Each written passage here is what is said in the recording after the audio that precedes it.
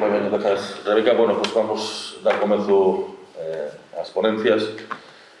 Para non ser unha honra ter aquí a Iván Albert Merallo, máis de 30 ou 35 anos de actividade profesional arqueolóxica por toda Galiza.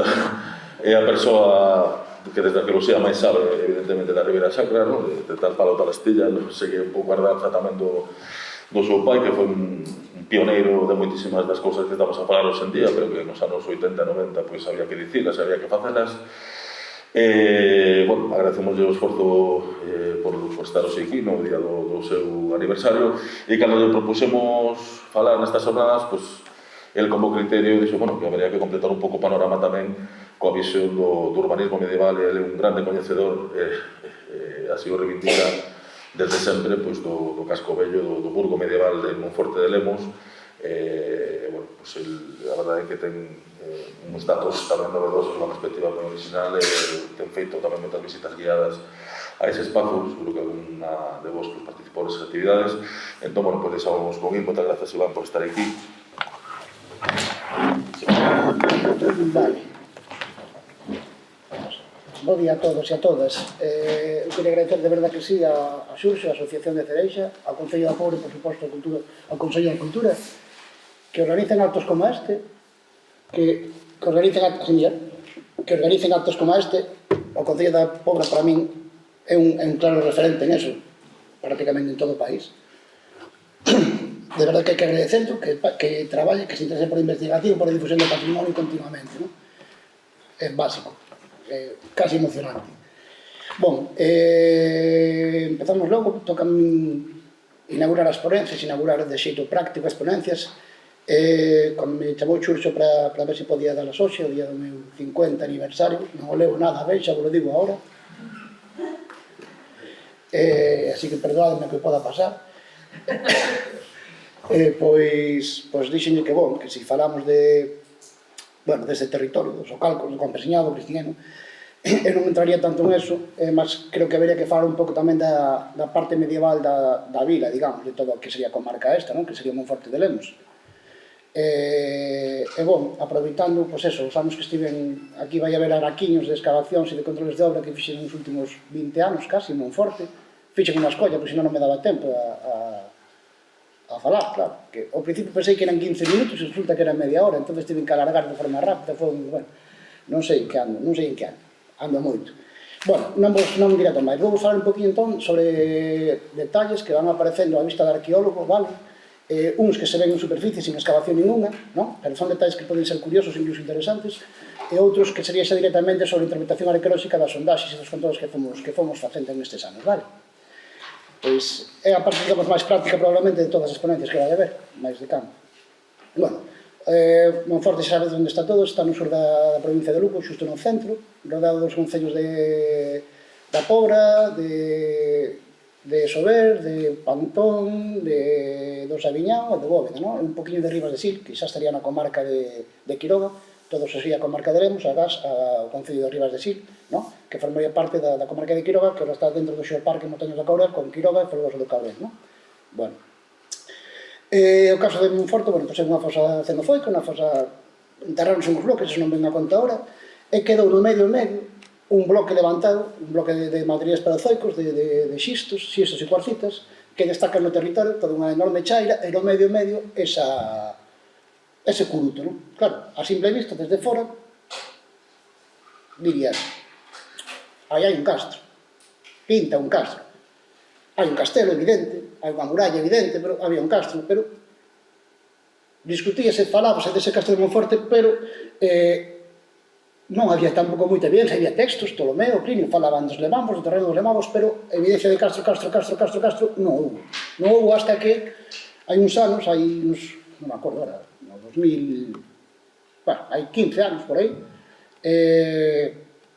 no que é a zona do conxunto histórico, que toda esta zona que temos aquí, na zona de dentro, en concreto nesta, fixose o amaño dun parque e empezaron a ser as primeiras evidencias, non?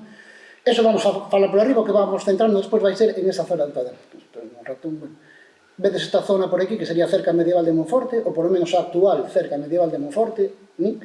Teríamos as portas principales, aquí unha, outra, esta sería a Cárcere Vella, Carcere Vello, a Porta Nova, varias torres, algunhas torres que están intuíbles, que serían, bueno, sobre ese tema vamos falar agora. E remataremos falando da Rúa Falagueira, a rúa principal de Monforte medieval, con unhas sondaxes que fixemos que tamén vamos a explicar o que, non? Vamos a dar unha volta nun corte transversal ao que é a arqueoloxía de Monforte.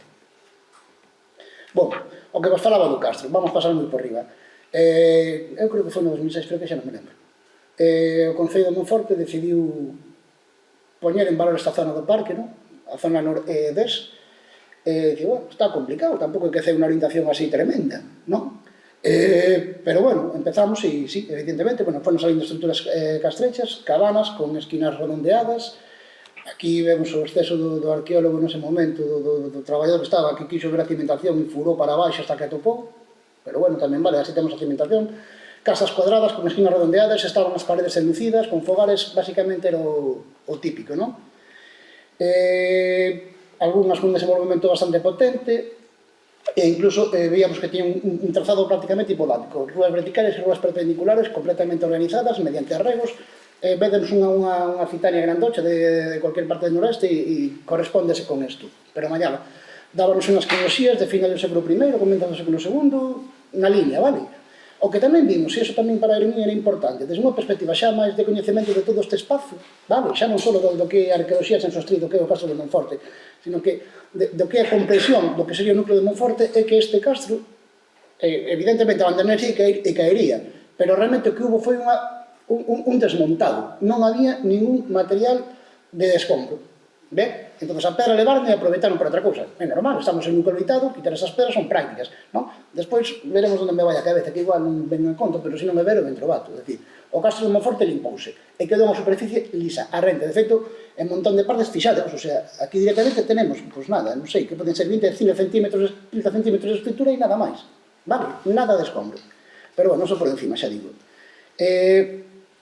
Vamos a falar da cerca da idade de Monforte, que é o que nos falamos e vai o tempo aí nelo. Bueno, dixemos, a partir do Castro de Monforte, na documentación, o sea, na documentación hai un balei, non sabemos, tenemos citas na documentación, quero dicir, na praxe non aparece nada.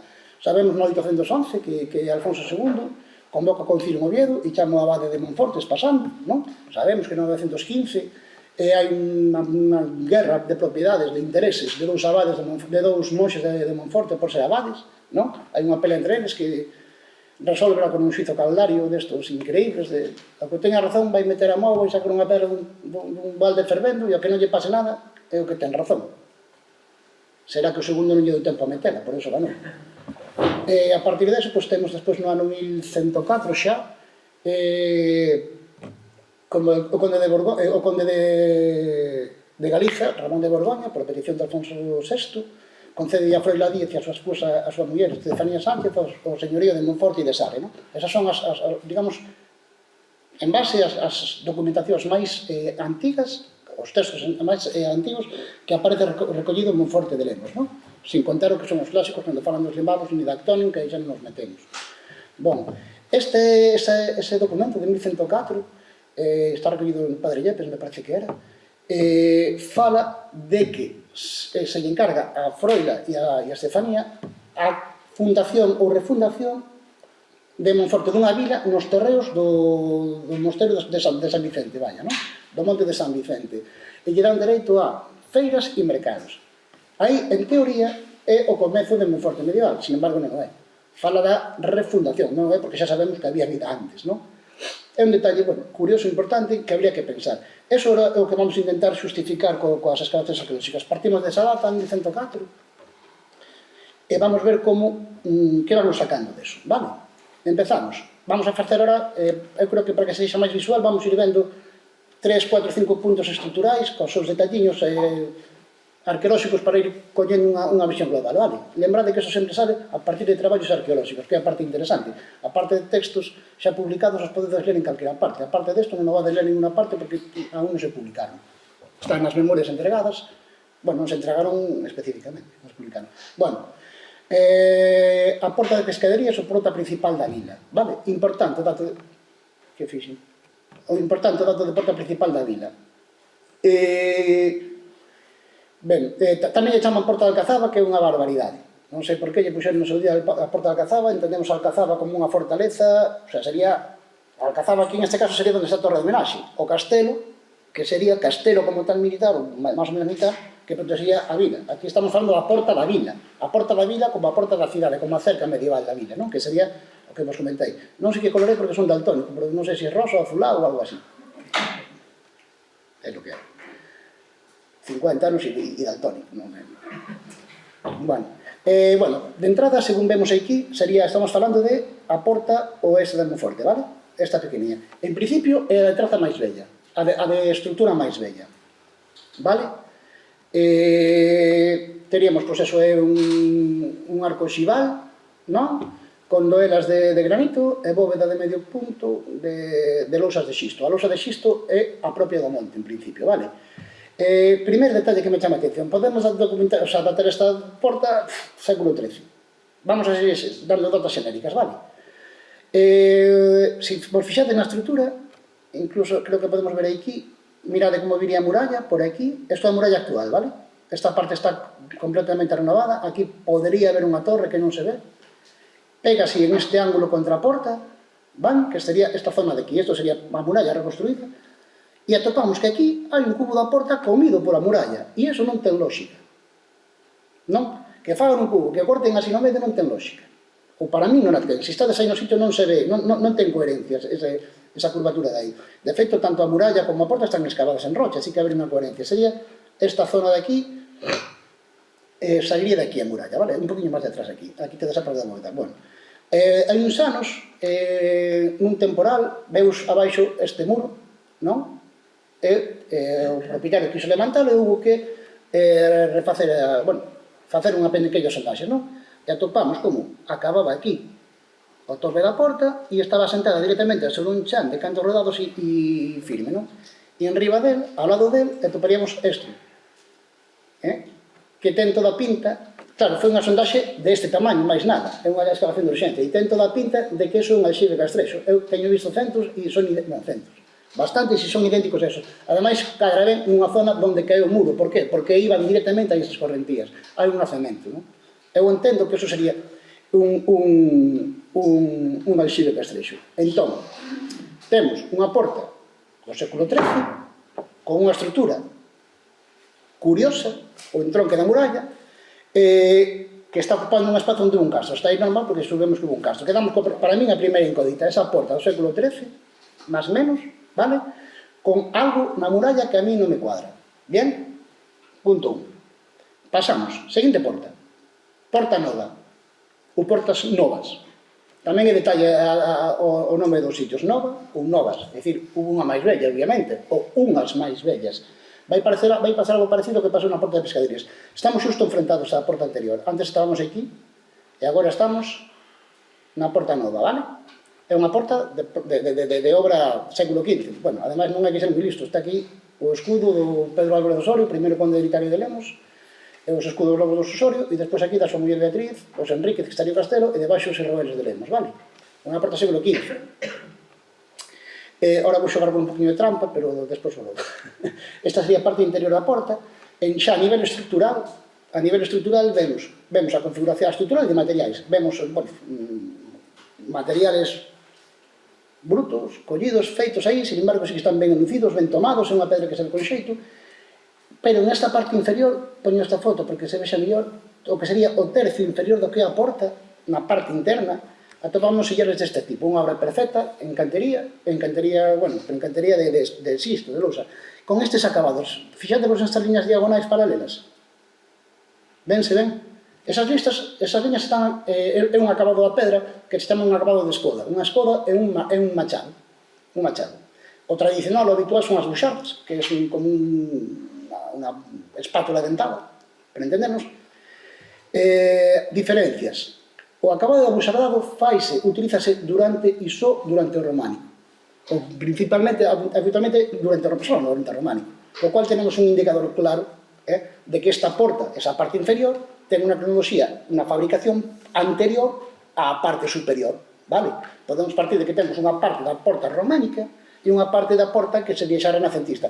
Isto cuadra perfectamente, como todos sabedes, co que pasou en Galicia entre 1467 e 1469, que é a revolta en Mandiña, non?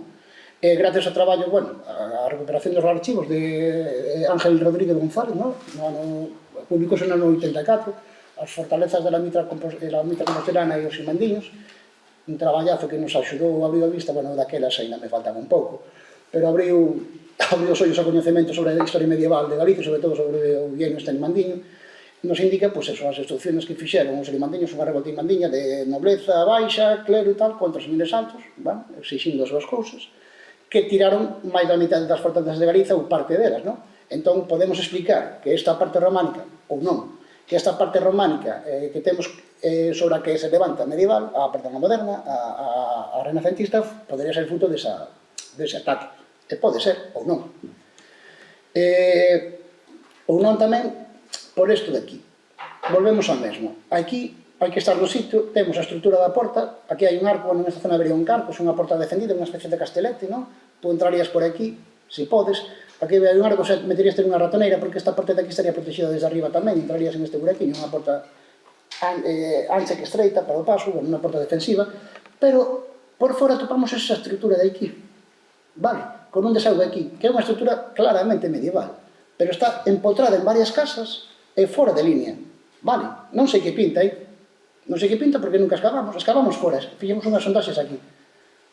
A sondaxe que nos de aquí nos deu a tubería de desaugo de Monforte, que escarallou media excavación, e depois o sustrato e un pouquiño do chan que falamos despois de canto rodado que cubriría toda a rúa principal de Monforte, toda a rúa Falagueira. Entón, para min é outra dúbida, igual que pasou coa porta de Pescaderías, que vos falei antes, a porta da vila, a porta principal da vila, teríamos un cubo X semellante, además que é moi semellante a él, que para min tamén nos estaría indicando que hai outra muralla. En algún lado houve outra planta da muralla, vamos a chamar do xeito máis vaso que queirades, vale? Outra lógica. Non sempre pasa, bueno.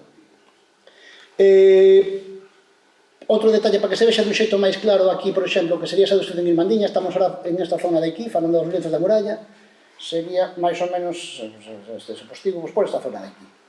Por esta zona de aquí. Aquí, para que vexades con claridade, o que sería o muro previo, o muro medieval, propiamente dito, un muro medieval románico a partir del siglo de 1104, que foi o que falamos antes da fundación de Monforte, a refundación de Monforte, e a parte da reconstrucción pos-revolta irmandiña, vale? 15 anos tardaron en reconstruir esa, segundo o texto, cando falan o que vos contei antes, o libro das fortalezas da Mitra Compostela e os irmandiños, realmente son os documentos dun xuizo que dos obispos, o obispo Távera de Sevilla e Fonseca, de Compostela e Fonseca, que fora antes o obispo de Compostela e ora era arzobispo e despois era de Sevilla, Sevilla.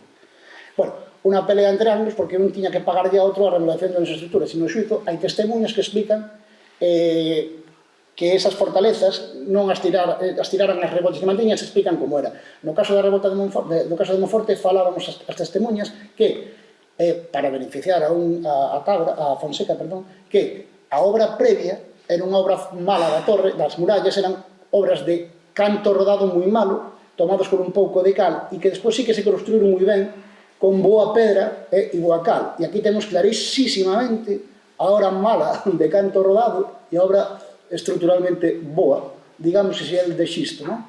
Esta configuración aparte tamén mallao no Castelo de Ponferrada, mesma época, mesmo propietario, vale? Que tuvo unha sorte parecida. Pero que son malladas, ves un, ves outro. Outro detalle máis desta diferencia de materiais e de como se van aproveitando as estruturas que quedaron de pé e como se foron construindo renacentistas por riba delas, estarei aquí en esta torre, chaman a Torre do Arco, moi próxima xa a Porta Nova, onde estivemos antes, Porta Nova ou Portas Novas. E aquí teníamos un detalle que vedes perfectamente, vedes a parte malucha, digo malucha en plan coloquial, va? E xa vemos despois a parte nova, incluso vemos en esta zona como vai partindo por aquí, e aquí ten esta saetera, e na parte reconstruída xa temos unha troneira, vale? Que nos está indicando tamén unha evolución nos sistemas defensivos, nas armas, logo.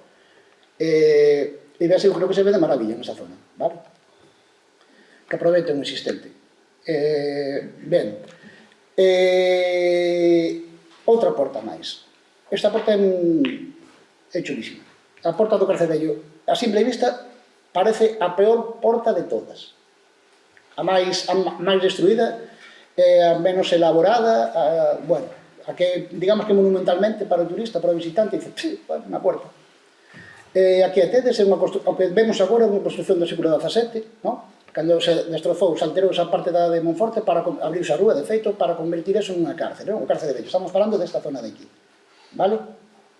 A que nos comunicaría, digamos, co que é a vila de Monforte, a parte actual da vila de Monforte, xunto á Praza de España, que está moi cerquiña, na que había unha igrexa, a igrexa Santa María, que estaba, tamén aparece citada nos textos, que aparecía fora da vila, xa se fala, que hai cando tiraron no ano, non me acordo, no ano 40 e pico, 50 e pico, para vender as pedras, e apareceu no interior, ou na zona da Praza de España interior, unha tampa de mármore dun abade mitrado con báculo, que está no Museo Provincial Hora de Lugo, unha chulada de peza.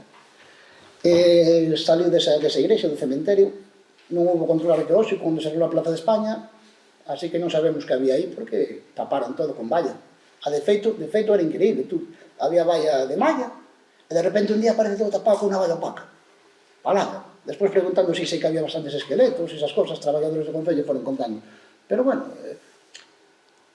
decimos que era daquelas, que non... Daquelas estamos falando, daquelas estou falando desto de, non sei, hai 30, 40 anos, non máis, 30 anos, que 40, 30 anos, o sea, hai 3 días.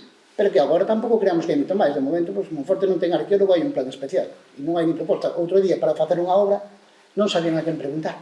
E de feito, está parada. Bueno, cousas miñas. A porta do Cárcere Vello. Digo, bueno, temos ahora, vamos a entrar en materia. Temos a porta, ahora vémola desde esta perspectiva. Estaríamos vendo desde aquí, vale? Esta vista, según chegas a porta, vela de fronte, e vela desde aquí. Desde aquí xa empeza a chamar a atención esta casa. Vale? Tremenda parede por unha casa. Tremenda.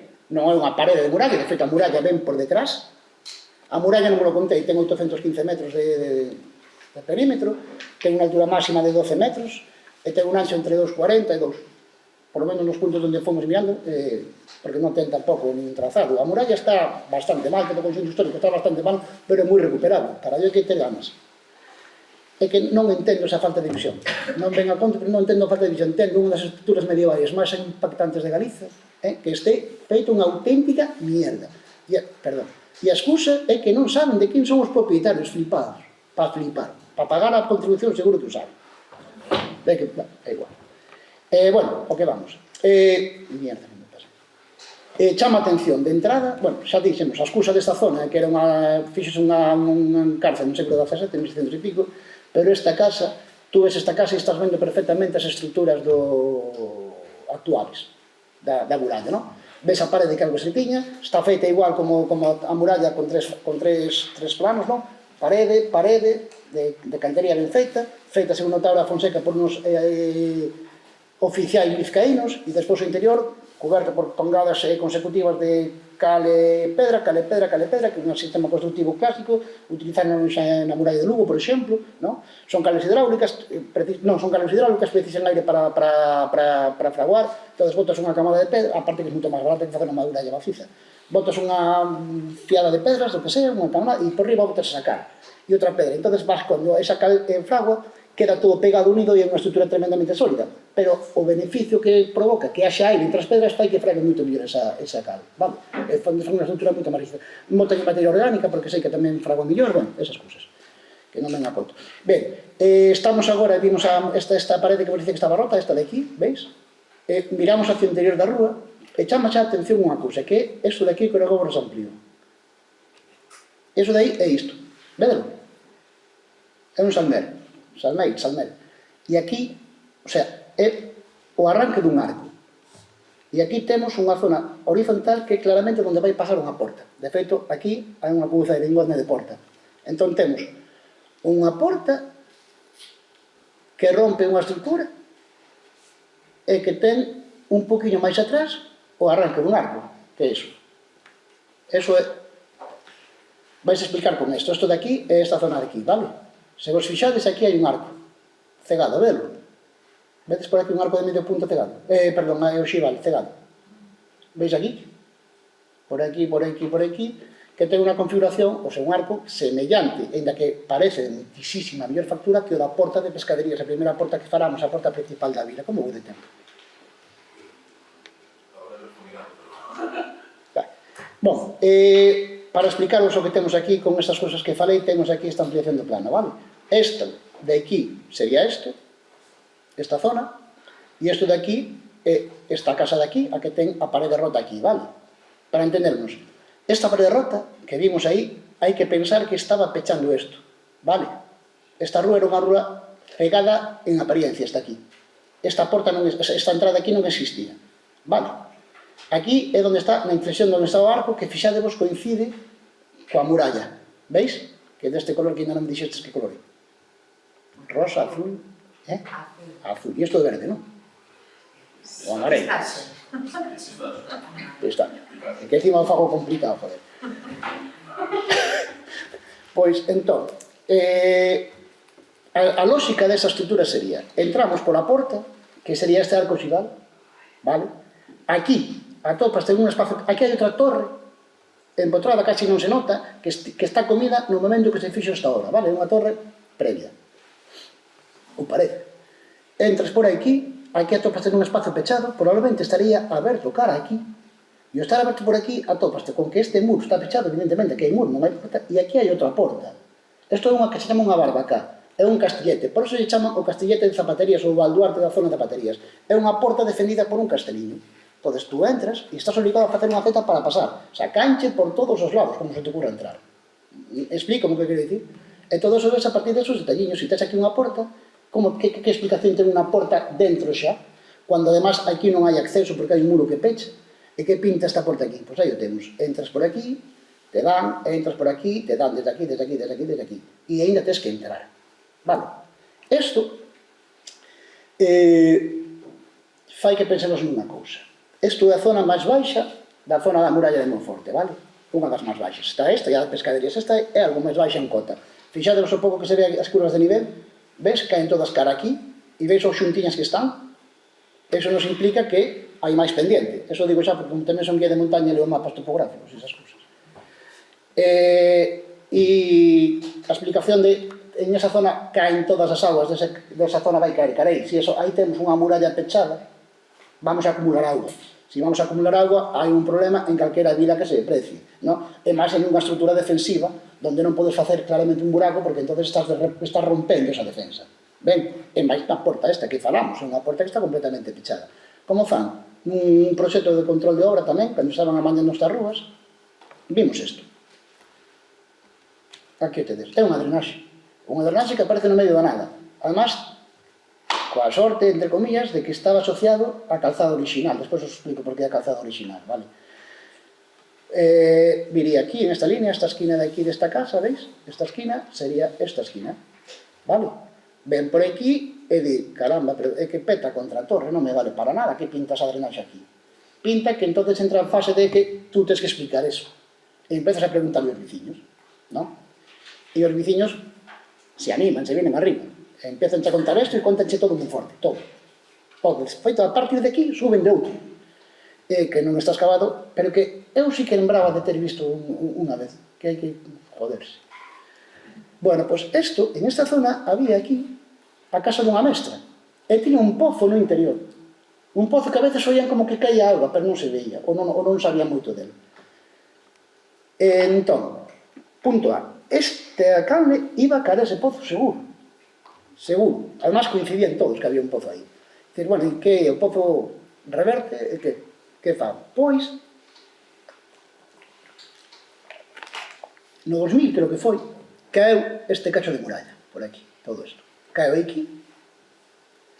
Aí fixemos un control de obra, vimos que a muralla nesta zona, ainda que por aquí a rúa está, prácticamente a muralla está en un socalco de terra, estaría exenta por os dos lados, bueno, por de fora xa é normal, pero por dentro tamén, vimos os muros como estaban acabados. Sabemos que isto caeu tamén no ano 60, que o rehabilitaron despois, así se ve, e outro señor deunos a traer unhas fotografías dun túnel que había por aquí debaixo, que el vira cando se caíra no 60 este lenzo de aquí, este anaco, e che tivera que arreglar o pavimento da rúa. E ainda con eso, falando con un rapaz, amigo meu, me dice que na súa casa, que está aquí debaixo, na horta, teñen unha salidinha de agua en plan mina. Ergo, sistema de drenaxe de Monforte, que tamén hai en Allariz, en Manzaneda, moi parecido. coas súas peculiaridades. A auga canalízase por aquí, cae ao pozo baixa a cota e mete por debaixo da muralla con unha galería. Vale? E aí teríamos o sistema de drenaxe. Todo isto inventado, pero é verdade. Quer dizer, non o vi diante, é unha interpretación, pero unha interpretación coherente coa relación con todos os datos que me está dando a xente. E que sí que ten que ser. Ten que ser. Bueno, vamos a ir cortando, vale, vamos acabando. Xunto a esos traballos de... Bueno, que vistes, foron varios traballiños de... Uns foron traballos de limpeza da muralla, a primeira limpeza que se fixo na muralla, que foi cando vimos con unha visión, digamos, máis ou menos... O traballo da muralla é moi chulo, solamente de limpeza a cantidad de datos que sacamos foi impresionante. E o seu estado de conservación, flipamos como carallo deixaron colocar a lavandería do... Primeiro que fixeran o parador, e despois que colocaran a lavandería do parador encima da muralla, que hai unha fenda que flipáis, tremenda. Vemos como está excavada, comida, robada de pedras, bueno, foi un traballo chulo, e ver esas partes da época románica e a parte moderna, o renacentista, como se foi creando, é un traballo moi chulo. E empezar a implementar así as portas, a mí gustou, quedei moi contento, a verdade. Vimos esas excavacións pequenas, a propietarios, como a do muro que caeu, o amaño das rúas, como nos fui dando esos datos das drenaxes, son puntitos que nos van dando un completo, vale? Nos van dando unha visión completa do que sería o urbanismo de Monforte. E ao final, como resumo, porque é o resumo de todo isto que vimos, vai estar xa cando facemos o traballo de control de obra, primeiro unha sondaxe, despois un control de obra, do que sería a Rúa Falagueira, a rúa principal da Rúa de Monforte medieval. Rúa Falagueira, xa non me indique, a Rúa da Fala, do bullicio, do ruido, non? Tamén lle chamaban a Rúa da Cruz. As interpretacións sobre eso xa non me vou meter porque poden ser flipantes, con a judería e esas animaladas, personalmente opino. Pero bueno, que sei. Bueno, en ese traballo fixemos 6 sondaxes para valorar precisamente eso, aproveitando que iban a abrir a rúa, dixo, pois podemos facer unhas sondaxinhas e de paso sacamos uns datos, non? O alcalde en ese momento, Severino, estuvo de acordo, e fixemos as sondaxes previas e menos mal que o fixemos. Se non facemos un Cristo, nos cargamos a mitad da rúa, senón. Bueno, vamos falar solamente da sondaxe 5, vale? Que vai ser un resumo de todas as demais. E quedademos con esta lógica. Metade oeste, desde aquí, para aquí vamos a falar de mitade oeste, e desde aquí, para aquí, vamos a falar de mitade este, vale? Vai ser un detalle importante, e como me olvidei de poñer ao final este último mapa, para que vos quededes con ele. Sería esta zona de aquí, vale? Sondaxes 1, 2 e 3 por un lado, 4, 5 e 6 por outro. A 1 e a 6 son as sondaxes que fixemos na porta, vale? O único que nos aportan é que esas portas están colocadas directamente sobre o sustrato, como ten que ser, vale? Para que afirmen, sobre a rocha paleozoica, a rocha a lousa, ben? E que están a cero co pavimento de cantos rodados, o sea, co que sería a capa de rodadura da rúa medieval, bien? Ora, a cousa cambia cando falamos das sondaxes 2, 3 e 4 e 5. 2, 3 deron pouca cousa, conto despois. A 4 e a 5 deron un esquema semellante a este. A sondaxe 5. Vale? Vai ser clave para todo isto. Unha sondaxe, este é a rúa actual, bueno, era a rúa actual nese momento, fixadevos, recheos de terra contemporánea, arraces, coluvios, coches que pasan, un cascote, merda en sí. Excavamos un pouco, bueno, fotodocumentar o camiño e tal, e, chegado a un punto, atopámonos con este pavimento roto por toda a cañería aí en Monforte. Esta é a obra de abastecemento primeira que hubo en Monforte, non no 40, cara aos anos 40, non? Fixeron uns depósitos que destrozaron unha parte importantísima da zona medieval, e temos este pavimento en absolutamente toda a rúa, toda, en zonas en superficie. Por eso digo que antes que fixemos estas sondaxes, o proxecto implicaba reventar e aceito para dar espacio para colocar novas pedras, non? E unha vez excavado, estas dos sondaxes vimos que ese é un pavimento original e que era mellor non tocalo. Xa nos cargamos uns cachos que chupou unha bronca de patrimonio impresionante e justificada, pero eu non mandaba, que carallo. E de feito, un tramo xa, bueno, unha vez localizado isto, deixouse o tramo original que estaba a cota da rúa, o sea, que estaba en uso original, actualmente, limpiouse e deixouse a vista. Están aparecendo cada vez que se toca unha rúa moi forte, na Rúa Bella, por exemplo, recentemente, unha viciña, entuvo limpando e sacou un fragmento de unha perfección desto impresionante. A alcaldía dice que non tiene importante e que queda tapado como estaba. Todas as rúas tradicionais de Monforte, todas están empedradas así, pero que se conserva de maravilla. É unha pasada. E esa Rúa Falagueira, se tedes ocasión de ir, agora fixeronlle por riba unha imitación desto. Bueno, no fondo queda protegido. Hai un tramo que sí que deixamos en origen, vale? Que se ven todo o sistema constructivo das costelas marcadas no chan. 2 minutos. Va, volá. que se deixan as costelas marcadas no chan, estos son chapacuñas, son pedras imbricadas unhas con outras sobre terra e arxila. Pero ves toda a estrutura formada, é moi chula. Bueno, temos o pavimento o que queda do pavimento de cantos rodados, imbricados, como o en todas partes, escavamos ese pavimento e atopámonos unos 20 cm detrás outro pavimento, en este caso de arxila compactada, con algo de cascote e algo de pellas. Aquí temos esta parte, por eso poño este esquema. Esta sería a rúa pavimentada. O nivel, que isto por eso quero montar, todo de aquí para arriba contemporáneo, vale? Moderno contemporáneo, cascote actual, cerámica vidriada, cerámica louza, algo mezclado de castrexo tamén, un pouco mezclado de medieval, borrallada actual. Este pavimento, e debaixo do pavimento un nivel de preparación que pega directamente con este outro nivel de pavimento, vale? É importante.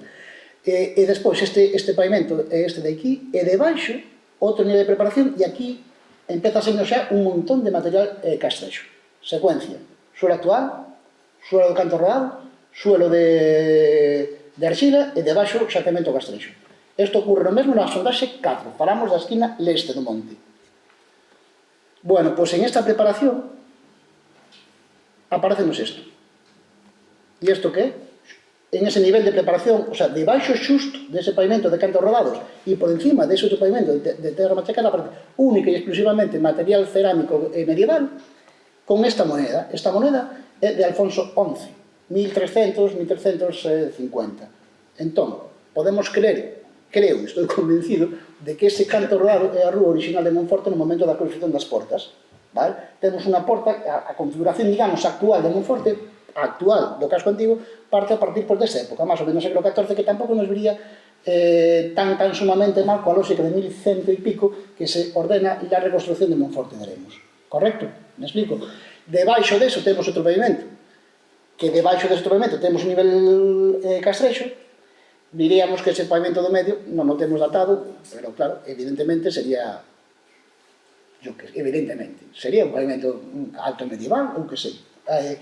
Entre o castrexo e o baixo medieval está alto medieval, non? Por decir algo, non sabemos que hai outro pavimento aí, non sabemos ni siquiera se este pavimento é dunha rúa ou é dun espacio privado, pero a secuencia sí que son repite entre ese e a cata 4 que vos falei antes, anterior a esta. O que sí que vos vou dicir é que desde esa cata que dixen na mitade, xusto na mitade oeste, e les a diferencia é que as catas que fixemos na mitade leste, este pavimento de cantos rodados, este pavimento aparece directamente sobre o substrato. É dicir, desde a porta de pescaderías cara ao centro non temos evidencia castrexa. Da porta da zona do centro hacia o leste temos evidencias castrexas. Unha interpretación, por decir algo, que a zona leste é onde estaba o primeiro asentamento de Monforte e que por algún motivo amplíase, de feito por eso quero me chama a atención a ilóxico do que son os cubos que hai actualmente nas dúas portas principales. Se vedes a muralla fai un ángulo recto moi raro na zona toda de sur. Eu estou seguro que en algún momento hai unha remodificación da traza urbana de Monforte, amplíase cara a esa zona sur-suroeste e cambia toda esa lógica urbana. Pasa que non hai excavación, se non hai maneira de saberlo. Con isto, pois nada, deixo-vos con unha visión do que sería o Monforte antes de que lo estropearan por última vez. Falta todo o acceso actual, veis que estaría todo... Bueno, unha foto chula de Monforte. E nada máis, moitas grazas.